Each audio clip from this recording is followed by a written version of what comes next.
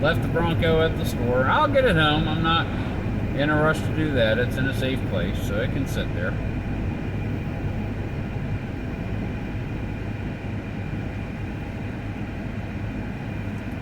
It may end up having to sit somewhere else, because if my daughter gets her car back and the Bronco's not back yet, she'll probably be parking in that space, so that means that I'll have to leave the Bronco somewhere else, because we're only allowed to have 2 cars there.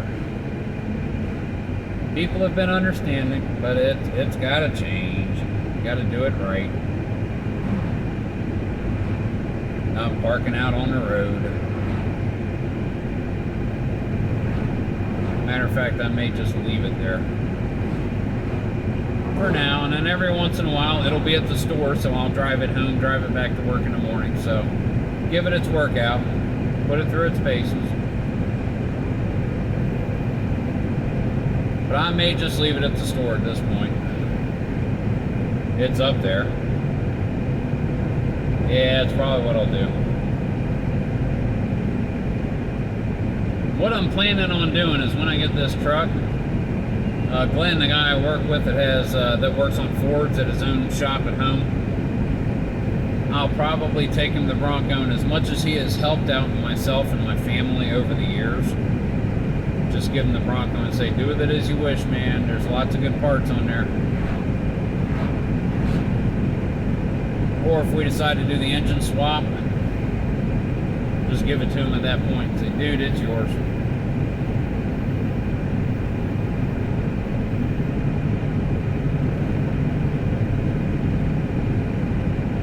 Matter of fact, I'll need to ask him that this week. If he would be willing to take the Bronco, swap the engine,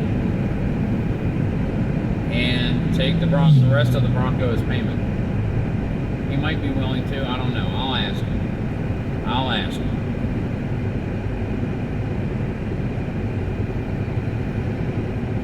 It's got stuff he can use, stuff he can sell. The tires are in beautiful shape.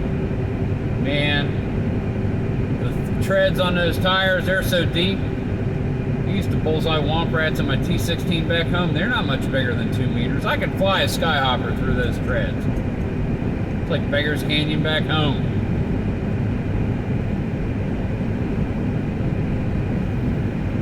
And if you did not get that reference, I'm not going to hold it against you.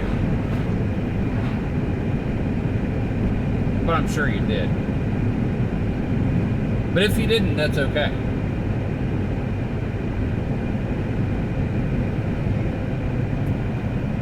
Yep, Luke Skywalker was an Incom T16 Skyhopper. Made by the same company that produced the X-Wing fighters, an Incom T65. Oh yeah, we're gonna show my geek cred now. YT-1300 Carillion modified light freighter, Millennium Falcon. Let's see, what others? Of course, you got the Mon Calamari Home 1, like the great big ones over the second Death Star and Return of the Jedi. You've got your Executor class Star Destroyer. You have your Victory class, your Imperial class Star Destroyers. And that's not counting the Venators and stuff from the prequels and whatever came after, and blah.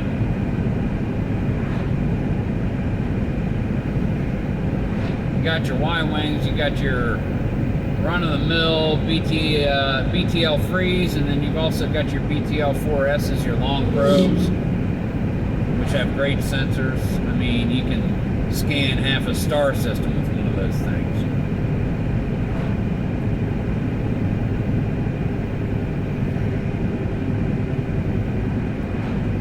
And then you got your YV666 light Corvette, like the Houndstooth and everything, kind of like a larger version of Din Djarin's ship from the Mandalorian, like the Houndstooth that Bosk used to fly. That's a YV666 light Corvette. I know my Star Wars. You've got your DL-44 Blast Tech blaster pistol. That was Han Solo's modified Mauser.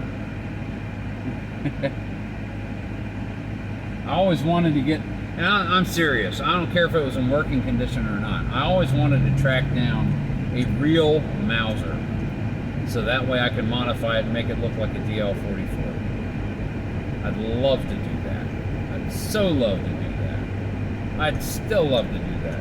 If anybody happens to have one laying around that is inoperable, I'm accepting donations. And Han Solo shot first. Greedo did not get a shot off. Something else I was thinking about today. I had the throne room music running through my head from the end of Star Wars. Yes, it's Star Wars A New Hope, but if you saw it in 1977 in the theater, it's Star Wars. I call it A New Hope for people who are like, but there's 9 Star Wars movies. When I say, did you ever see Star Wars? I'm talking about episode 4.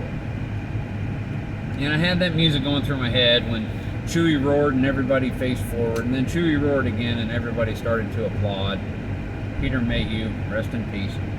David Prowse, rest in peace. I was like, okay, directed by George Lucas, and then all the stuff and music composed and recorded by the London Symphony Orchestra, and John Williams, of course, and all the other stuff and everything, and you're going to have to wait just a second, because I'm backing into my space.